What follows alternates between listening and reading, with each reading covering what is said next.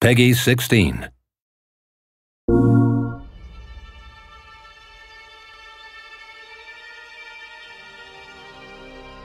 It's hard to answer the question, what is a hero, because it's such a broad term.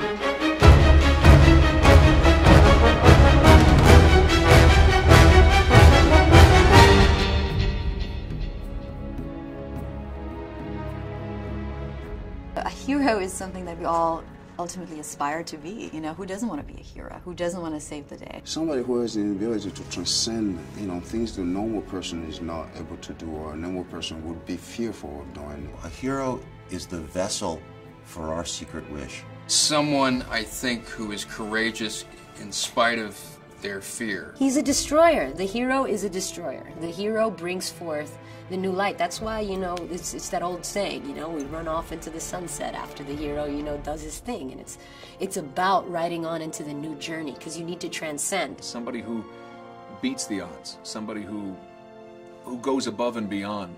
Heroism is about what you do when nobody's looking. He's the person who goes forward when we're afraid.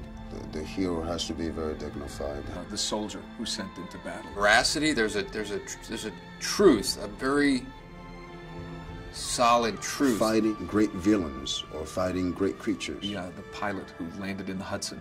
We look toward heroes to instruct us or to represent us, and even to represent our fantasies. Looking at a hero, you almost escape yourself in a certain fashion. Because we want to see the human experience writ large, and the way you write that large is just by telling a story that has externalized violence and conflict in it.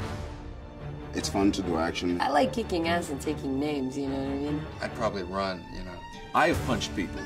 Almost broke my fingers. Definitely exhilarating to fight. I like to see the logic of the fight, so I know why he's kicking his ass. Handguns, love them. Just went to shoot some yesterday. It's cathartic, right? Fundamentally, the game is about action. In the midst of that, I'm trying to weave a story through. Can you find a story that both engages and instructs? I love making films that are physical if the character has something to defend. We want to tell stories that don't have this sort of cognitive dissonance in them, that don't make you feel like you're somehow, stooping when you play a video game, that somehow that's an activity for 14-year-old boys and not for 47-year-old women. What I love in action films is if you get the sense that the character is smarter, too. Someone that actually thinks about why he's doing what he's doing. You're celebrating his mind. His capacity to think really, really fast, almost multitask. And I think it's our responsibility to tell stories in the midst of all that visceral fun that stay with people. We look to stories to actually do something to make sense of our experience. Because I believe that stories are the way that we learn. We have to relate to something. We have to identify with something. We have to be connected to you. If the chips were down, would I have the will and the courage and the grace and the wisdom to do the right thing? I think everybody's got it in them. It's just whether or not you want to exploit that aspect of yourself or not. I mean, you can be greater than yourself. You can defend a cause that is greater than yourself. All the attributes of that moment gears you to either take the leap of faith to do what is great. Would we do what he does? Would we be capable? And that's why we invest. And that's, I think, also why we're drawn increasingly to heroes who are flawed. I love anti-heroes. I think they're awesome. My favorite. If a person has a flaw, as opposed to just being this sort of impenetrable, aspirational figure, then not only are they overcoming external obstacles, they're overcoming internal ones as well.